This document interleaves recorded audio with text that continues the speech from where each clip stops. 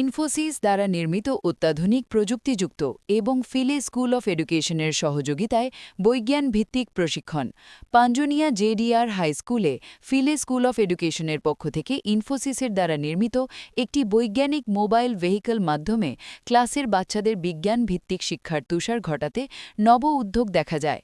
স্কুলের প্রধান শিক্ষক শিশির দেওঘাড়িয়া জানান, এই উদ্যোগটি পুরুলিয়ার বিভিন্ন অত্যন্ত অঞ্চলে তোদের নতুনভাবে বিজ্ঞান শেখার জন্য উৎসাহিত এবং অনুপ্রেরণা যোগাচ্ছে। এছাড়াও বিজ্ঞান শিক্ষক জানান, ছাত্রদের জন্য এটি অত্যন্ত উপকারী পদক্ষেপ হিসেবে মনে করছেন।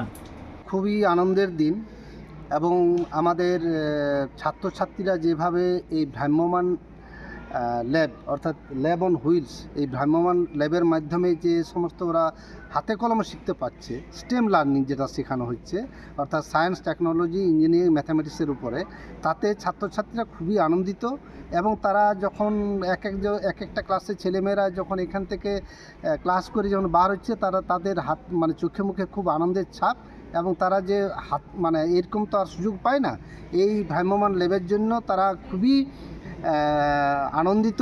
এবং তার সাথে আমরাও খুব আনন্দিত যে ল্যাব অন হুইলসের সহযোগিতা আমাদের ছাত্রছাত্রীদের খুব কাজে লাগছে বলে। আর এটা আমাদের ইনফোসিস এবং লোকেশ্বরানন্দ আই ফাউন্ডেশনের উদ্যোগে আমাদের পাঞ্জনিয়া হাই স্কুলে এই ল্যাব অন হুইলস এসছে।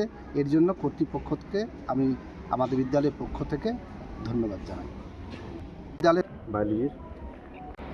দেখুন, এটা হচ্ছে একটা ভ্রাম্যমাণ ল্যাব এবং এই ল্যাবে ছাত্রছাত্রীরা আসছে এবং তাদেরকে স্টেম সম্পর্কে শেখানো হচ্ছে। Stem means science, technology, engineering, mathematics. অর্থাৎ সায়েন্স, টেকনোলজি, ইঞ্জিনিয়ারিং, ম্যাথমেটিক্সের ওপর যে বিভিন্ন ধরনের প্রজেক্ট হয়, বিভিন্ন ধরনের মডেল হয়, সেগুলো তারা হ্যান্ডস অন অ্যাক্টিভিটিজের মাধ্যমে এখানে একটা শেখার সুযোগ পাচ্ছে।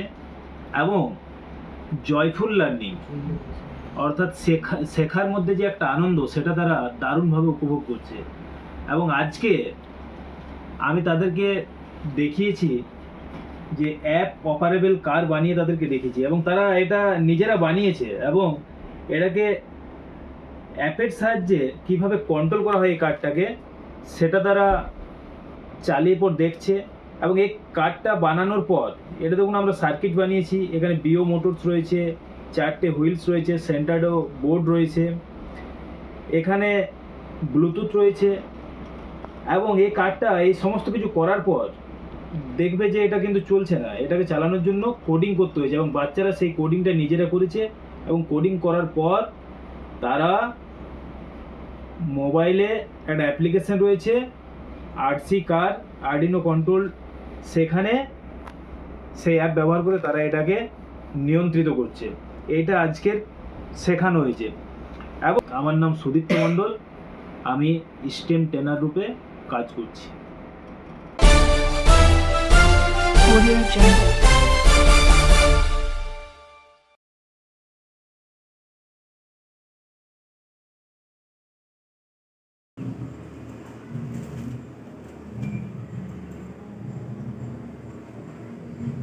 একজন যে কোনো একজন পড়ো, বলো কি লেখা আছে, দেখো বলো বলো।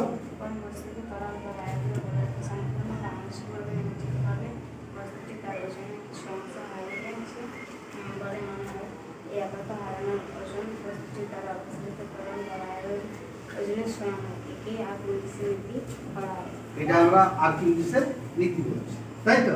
কি সবাই বোঝা গেছে? আমি পরের ধাপে যাচ্ছি। এইখানে কি দেখা যাচ্ছে দেখো, 3টে ছবি আছে।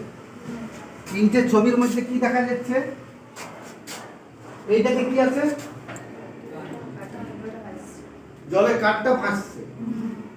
এইখানে কি দেখা যাচ্ছে?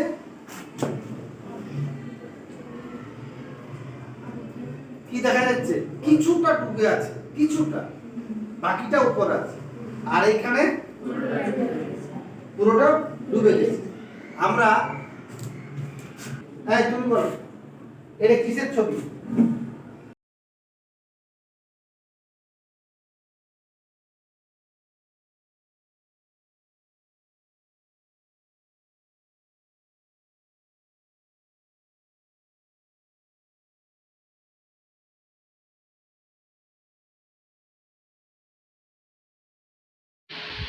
ডাকলো সে, দিদি আয়, দেখ না কেমন ছবিটা এঁকেছি ছোট্ট এ কবিতায়।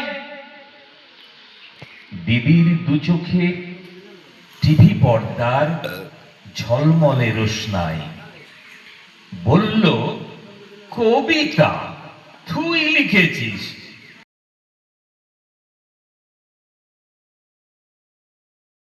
জ্যামিতির প্রাথমিক ধারণা দেওয়ার জন্য পঞ্চম শ্রেণীর ছাত্রছাত্রীদের কাছে মিশরের নীলন্দের বন্যার গল্প শুনিয়ে তাদের জ্যামিতির প্রতি আগ্রহ তৈরি করার প্রচেষ্টা। আমাদের জানতে হবে যে জ্যামিতির উৎপত্তিটা কিভাবে, জ্যামিতিটা এলো কোথা থেকে। তো আমরা তোমাদের কাছে গল্পের আকারে আমি একটু বলছি, ঠিক আছে?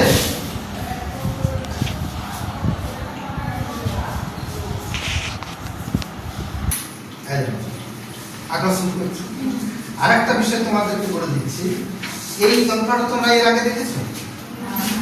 এইটা হচ্ছে ম্যাগনেটিক কম্পাস, দিকদর্শী যন্ত্র।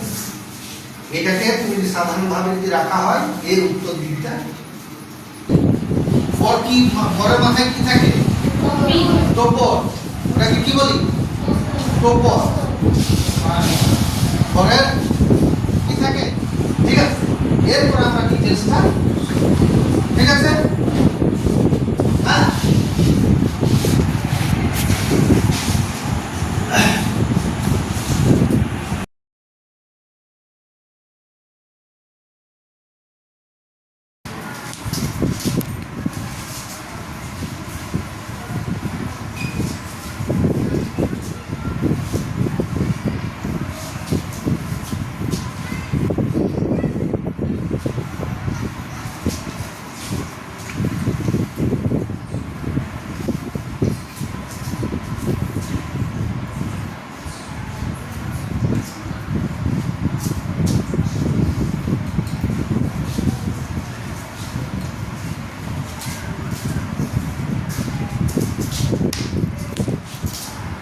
দেখো